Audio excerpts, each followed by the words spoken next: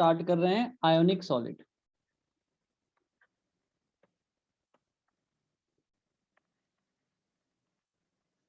ठीक है, अब देखो सबसे पहले आयोनिक सॉलिड्स होते क्या हैं हम ये देख लेते हैं, इसके बाद हम डायग्राम के ऊपर जाएंगे। ठीक है, सो ऐसे सॉलिड्स और solids which are formed by ions. ठीक है, अब देखो क्या होता है जब सोडियम क्लोराइड का फॉर्मेशन होता है ना, तो सोडियम क्लोराइड का फॉर्मेशन कैसे होता है हमको पता है, सोडियम सॉलिड स्टेट में होता है और इसका एटॉमिक नंबर कितना होता है 11, और ये जब क्लोरीन से रिएक्ट करता है, सो क्लोरीन को हम Cl2 के फॉर्म में रिप्रेजेंट करते हैं और ये गैसेस फॉर्म में होता है। ठीक है, तो हमको एक सोडियम के लिए एक क्लोरीन चाहिए, तो हम इसका क्लोरीन का हाफ मोल यूज करेंगे। ठीक है, अब क्या होगा, सोडियम सॉलिड स्टेट में है और क्लोरीन गैसेस स्टेट में है, तो ये दोनों रिएक्ट करेंगे और फॉर्म करेंगे NaCl, जो कि हमारा आयोनिक सॉल्ट है ना, आयोनिक कंपाउंड है। हम इसको देखेंगे कि ये एक्चुअली में फॉर्म कैसे होता है। ठीक है, तो ये जनरल रिएक्शन है, जनरल रिप्रेजेंटेशन है the formation of ionic compound from sodium and chlorine. ठीक है, तो सोडियम और क्लोरीन रिएक्ट करेंगे और सोडियम क्लोराइड फॉर्म करेंगे, जनरल रिएक्शन है, हम ऐसे लिखते हैं ना, लेकिन एक्चुअल में प्रोसेस ऐसी नहीं होती एक्चुअल में। तो सबसे पहले क्या करेंगे, हम जो सोडियम सॉलिड फॉर्म में है उसको गैसेस फॉर्म में कन्वर्ट करेंगे। सो सोडियम को सबसे पहले हम हीट करेंगे स्ट्रांगली, और सोडियम जो कि सॉलिड फॉर्म में है उसको हम गैसेस फॉर्म में कन्वर्ट करेंगे। ठीक है, इस कंडीशन में इसके पास इलेक्ट्रॉन 11 ही है। अब सोडियम सॉलिड को गैसेस फॉर्म में कन्वर्ट करने की जो प्रोसेस है, देखो डायरेक्टली सॉलिड गैसेस फॉर्म में कन्वर्ट हो रहे हैं, तो इस प्रोसेस को बोलते हैं सब्लिमेशन। क्या बोलते हैं इसको, सब्लिमेशन प्रोसेस। ठीक है, अब सोडियम जो गैसेस फॉर्म में है ऑलरेडी, ये क्या करेगा, अब इसका हम आयन फॉर्म करेंगे। ठीक है, तो पहले हम देख लेते हैं क्लोरीन केस में। अभी क्लोरीन मॉलिक्यूल के फॉर्म में है, तो क्लोरीन को उसके एटॉमिक फॉर्म में कन्वर्ट करना पड़ेगा। क्लोरीन जो कि मॉलिक्यूल फॉर्म में है उसको एटॉमिक फॉर्म में कन्वर्ट करना पड़ेगा। ठीक है, तो इस प्रोसेस को हम बोलते हैं एटोमाइजेशन। इस प्रोसेस को बोलेंगे एटोमाइजेशन।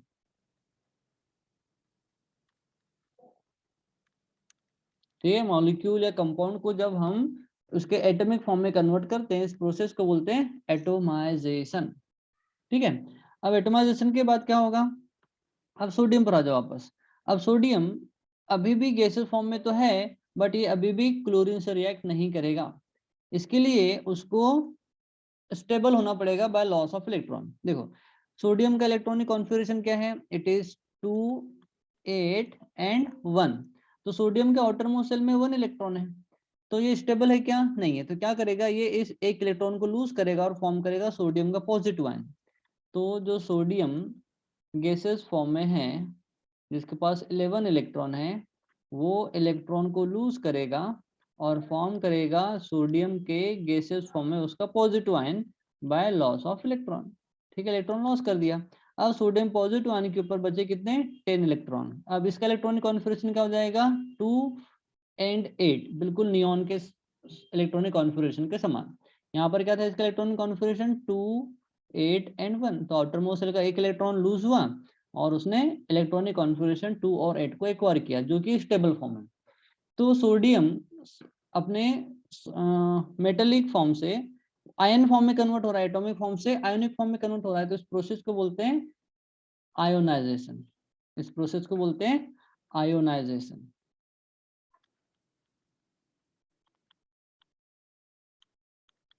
ठीक है, तो सोडियम पहले सॉलिड फॉर्म में था, हमने उसको गैसेस फॉर्म में कन्वर्ट किया, दिस प्रोसेस इज कॉल्ड है सब्लिमेशन। फिर सोडियम जो गैसेस फॉर्म में था हमने उसको आयनिक फॉर्म में कन्वर्ट किया, इस प्रोसेस को बोलते हैं हम आयोनाइजेशन। ठीक है, अब देखो जो इलेक्ट्रॉन सोडियम ने लॉस किया है वो, अब देखो क्लोरीन के पास टोटल 17 इलेक्ट्रॉन है, इसका इलेक्ट्रॉनिक कॉन्फ़िगरेशन जाता है 2 8 एंड 7। तो ऑक्टेट रूल के अकॉर्डिंग इसको एक इलेक्ट्रॉन चाहिए इसके आउटर मोस्ट शेल में 8 इलेक्ट्रॉन करने के लिए, तो ये क्या करेगा, जो इलेक्ट्रॉन सोडियम ने लूज किया है उसको क्लोरीन गेन कर लेगा। तो देखो अब क्लोरीन इलेक्ट्रॉन को गेन कर रहा है, सो क्लोरीन जिसके पास 17 इलेक्ट्रॉन थे जो कि गैसेस फॉर्म में है, वो एक इलेक्ट्रॉन को क्या कर गेन कर रहा है और फॉर्म कर रहा है क्लोरीन का नेगेटिव आयन, जो कि अगेन गैसेस फॉर्म में है। ठीक है, अब देखो एक इलेक्ट्रॉन गेन किया, तो अब क्लोरीन के पास टोटल हो गए 18 इलेक्ट्रॉन। कितने हो गए? 18 इलेक्ट्रॉन। अब हम इसको उसका इलेक्ट्रॉनिक कॉन्फ़िगरेशन लिखेंगे, तो हो जाएगा 2 8 एंड 8। और ये इलेक्ट्रॉनिक कॉन्फ़िगरेशन किसके समान है? बिल्कुल एर्गॉन के समान। और ये किसके समान है? नियॉन के समान। ठीक है, तो ये नोबल इलेक्ट्रॉनिक कॉन्फ़िगरेशन को एक्वायर कर रहे हैं और इस पे मोर स्टेबिलिटी शो करते हैं। अब देखो जब इलेक्ट्रॉन लॉस और गेन हो रहा है, तो यहाँ पर सोडियम ने फॉर्म कर लिया है सोडियम का पॉजिटिव आयन, क्लोरीन ने फॉर्म कर लिया है क्लोरीन का नेगेटिव आयन। अब देखो इसके ऊपर चार्ज है पॉजिटिव, इसके ऊपर चार्ज है नेगेटिव, तो अपोजिट चार्ज हो गए, तो ये अभी एक दूसरे को क्या करेंगे? अट्रैक्ट करेंगे। एक दूसरे को अट्रैक्ट करेंगे तो ये दोनों कंबाइन होंगे और फॉर्म करेंगे सोडियम क्लोराइड। ठीक है, ये फाइनली प्रोडक्ट को फॉर्म करेंगे जिसको हम बोलते हैं सोडियम क्लोराइड। तो अब ये कंपाउंड देखो, अब ये पॉजिटिव चार्ज है तो हम इसको बोलते हैं कैटायन। क्या बोलते हैं इसको? कैटायन। और ये क्लोरीन के ऊपर चार्ज नेगेटिव है, हम इसको नेगेटिव आयन को बोलते हैं एनायन। ठीक है, सो यहाँ पर जो इनके बीच में जो फोर्स ऑफ अट्रैक्शन वर्क कर रहा है, इस फोर्स को हम बोलते हैं electrostatic force of attraction. Electrostatic force of attraction,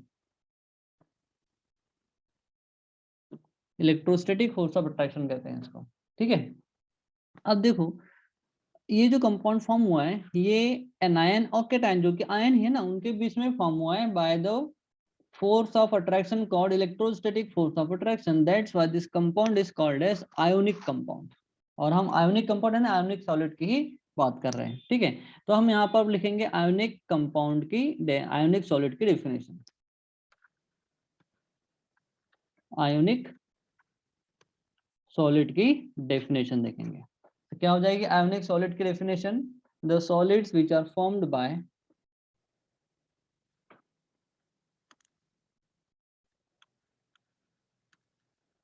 solids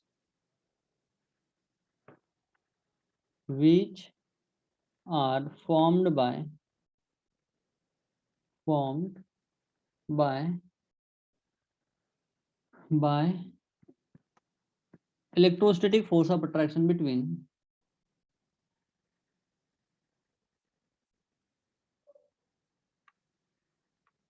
electrostatic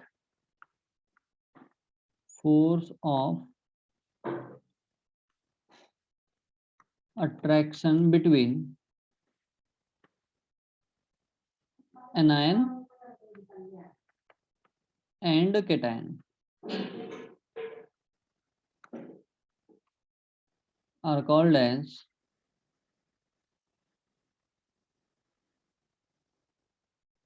ionic solid।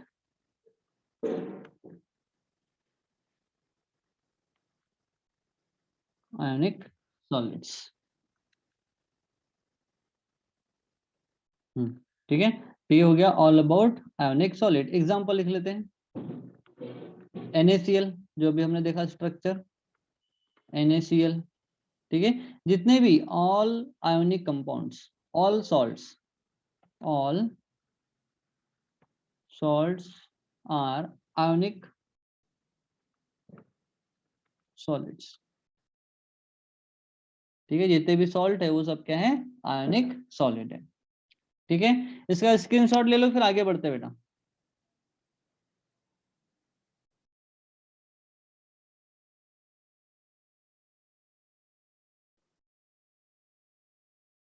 ले लिए? स्क्रीनशॉट हो गया लेके एवरीवन? Yes sir. ओके, अब आ जाओ इस डायग्राम पर।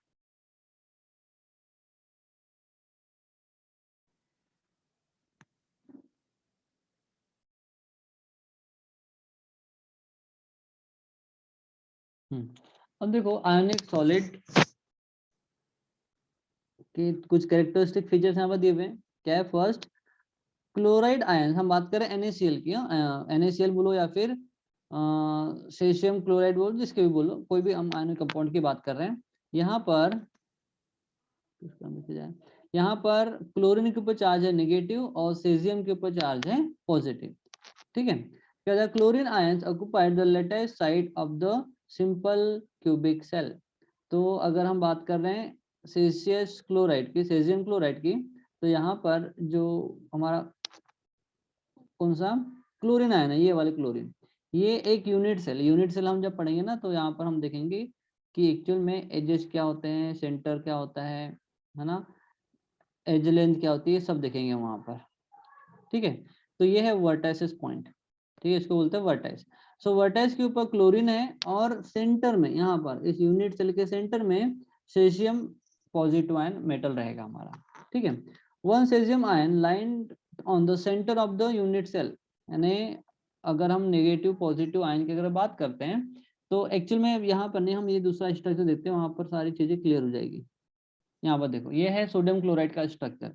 अब सोडियम क्लोराइड, इनके एक के ऊपर पॉजिटिव चार्ज होता है और दूसरे के ऊपर चार्ज होता है नेगेटिव। इस कंडीशन में यहाँ पर सोडियम का साइज जो है वो छोटा है और क्लोरीन का साइज क्या है, बड़ा है। सोडियम का साइज क्या है, छोटा है, और क्लोरीन का साइज क्या है, बड़ा है। क्योंकि क्लोरीन के पास 3 सेल है, 1 2 एंड 3, लेकिन सोडियम के पास इलेक्ट्रॉन लॉस करने के बाद सिर्फ 2 ही सेल बची है ना। इसका यहाँ से यहाँ तक का डिस्टेंस और यहाँ से यहाँ तक का डिस्टेंस क्लोरीन का ज्यादा है एज कंपेयर टू सोडियम। तो हम कहेंगे large chlorine ion and small sodium ion. ठीक है, और सोडियम के ऊपर पॉजिटिव है तो ये क्या है, हमारा कैटायन है, और क्लोरीन के ऊपर नेगेटिव चार्ज है तो ये हमारा एनायन है। ठीक है, तो हम बात किसी, ये जो स्ट्रक्चर है किसका है, large anion and small cation. ठीक है, तो जब कंडीशन ऐसी आएगी कि एनायन यानी निगेटिवली चार्ज बड़ा है पॉजिटिवली चार्ज आयन से, ठीक है, ये कंडीशन अगर है तो पार्टिकल्स अपने आप को ऐसे अरेंज करेंगे जैसे आपके डायग्राम में दिख रहा है यहाँ पर। ठीक है, सो अल्टरनेट यहाँ पर डबल बॉन्ड और डबल बॉन्ड, तो अल्टरनेट यहाँ पर क्लोरीन और सोडियम के आयन अरेंज्ड है। ठीक है, जब ये क्रिस्टलाइन स्ट्रक्चर फॉर्म होगा तो ये आयन अपने आप को ऐसे अरेंज करते हैं। ठीक है, देखो यहाँ पर देखो, एक लेयर यहाँ पर पॉजिटिव आयन की है, यहाँ दूसरी लेयर अगेन पॉजिटिव, दूसरी लेयर फिर यहाँ पे निगेटिव आयन की आ गई, फिर तीसरी आ गई पॉजिटिव की, फिर आ गई निगेटिव की, फिर पॉजिटिव निगेटिव, है ना। ऐसे ये अल्टरनेट लेयर भी रहेगी और एटम्स भी रहेंगे। यहाँ पर देखो पहला एक निगेटिव आयन, फिर पॉजिटिव निगेटिव पॉजिटिव, है ना। तो इस टाइप के स्ट्रक्चर में वो अपने आप को अरेंज कर लेते हैं। ठीक है, और यहाँ पर जो व्हाइट स्पेस जो होता है, खाली जगह, ये बहुत कम होते हैं क्रिस्टलाइन सॉलिड में, और इनमें बहुत ज्यादा फोर्स ऑफ अट्रैक्शन होता है due to presence of opposite charge. इसलिए जो हमारे आयनिक कंपाउंड है उनका मेल्टिंग पॉइंट, बॉइलिंग पॉइंट बहुत हाई होता है। ठीक है, तो इस डायग्राम का एक बार स्क्रीनशॉट ले लो, ये वाला diagram, sodium chloride ionic structure of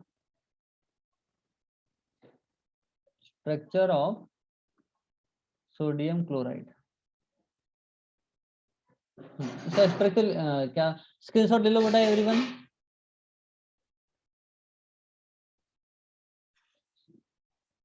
हो गया,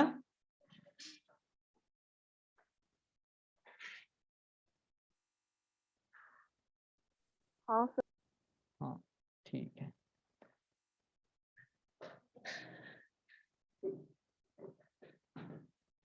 हाँ, अब लिखेंगे हम characteristic features of ionic compound.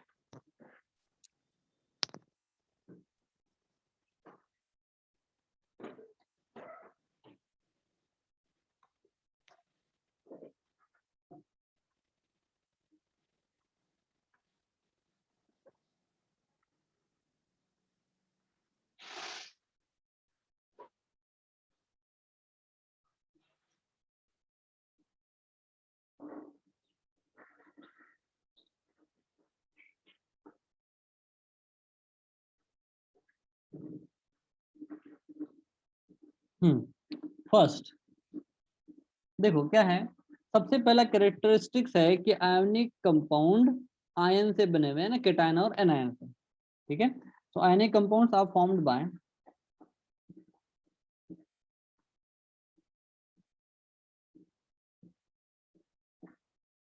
are formed by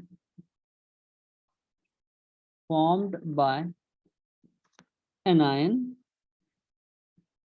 and cation. Okay. Second, anion and cation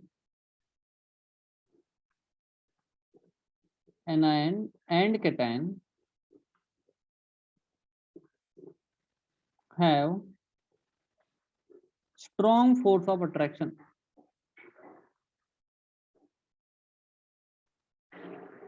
लिखेंगे bonded with लिखेंगे.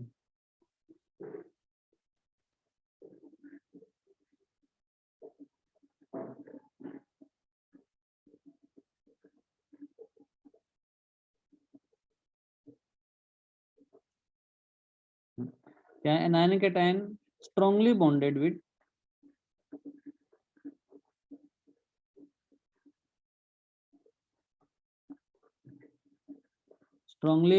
with electrostatic force of attraction.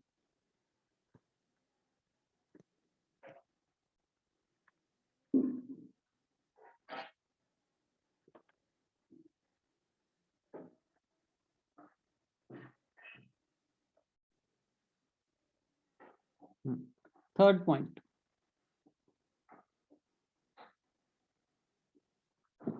क्या हो जाएगा? सी, अब ये स्ट्रांगली बॉन्डेड है तो इनका मेल्टिंग पॉइंट, बॉइलिंग पॉइंट हमेशा हाई रहेगा. Ionic compounds have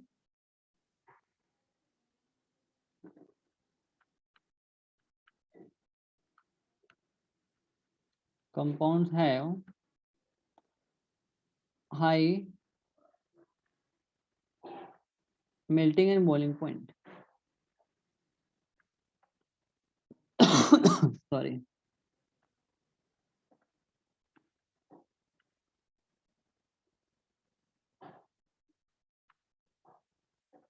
Melting and boiling point. Fourth point. ठीक है, यहाँ मेल्टिंग पॉइंट, बॉइलिंग पॉइंट बहुत ज्यादा रहेगा. ये बहुत ज्यादा हार्ड रहेंगे. Ionic compounds are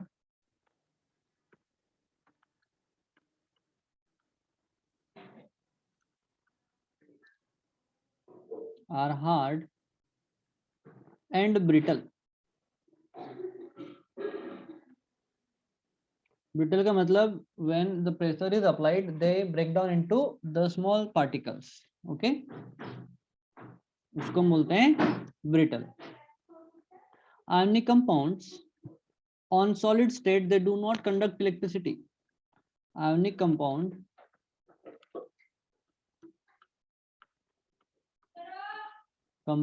are bad conductor of electricity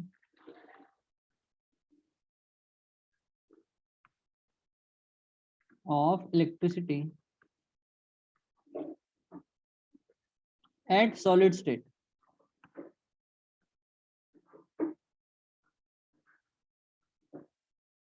But in molten state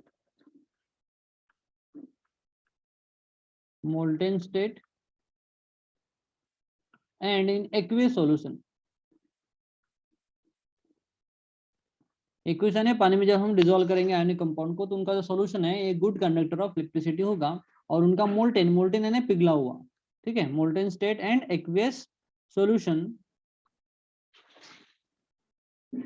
of ionic compound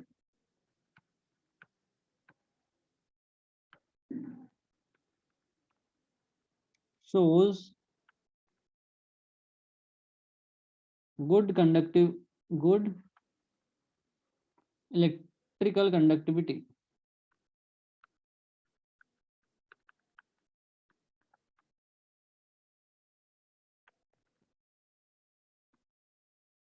ठीक है. फिफ्थ पॉइंट, अब जब वाटर में डिसॉल्व करोगे तो ये बहुत highly dissolve in water. Ionic compounds are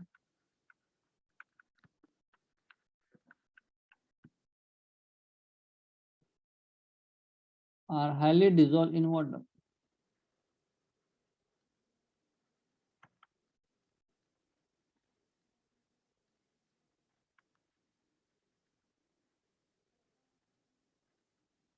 ठीक है, ये बहुत ज्यादा डिसॉल्व होते हैं और जब ये डिजोल्व होंगे तो they break down into the anion and cation, highly dissolved in water and ions get separated.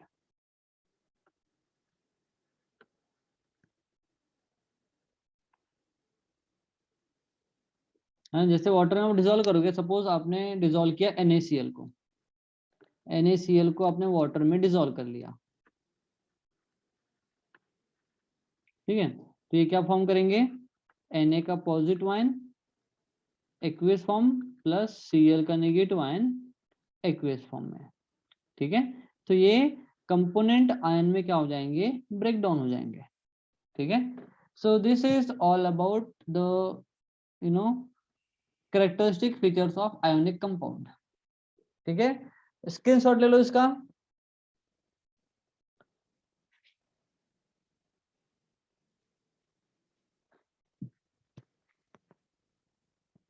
हाँ सर हो गया। सभी का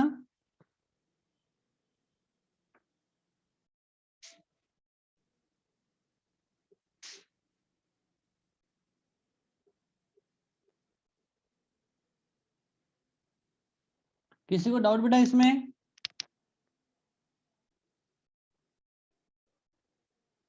किसी को डाउट है? सो आपको लिखना है क्या एक्चुअल में, आपको लिखना है आयोनिक सॉलिड्स क्या होते हैं, फिर उसके एग्जाम्पल लिखना है। एग्जाम्पल में आपको लिखना है NaCl, फिर सेजियम क्लोराइड, ठीक है, आप लिख सकते हो MgCl2 एक्सेट्रा, ठीक है। जितने भी सॉल्ट है वो सब आयोनिक कंपाउंड है, ठीक है। और फिर लिखना है उनका कैरेक्टरिस्टिक फीचर, ठीक है। ओके, अब आगे बढ़ते हैं।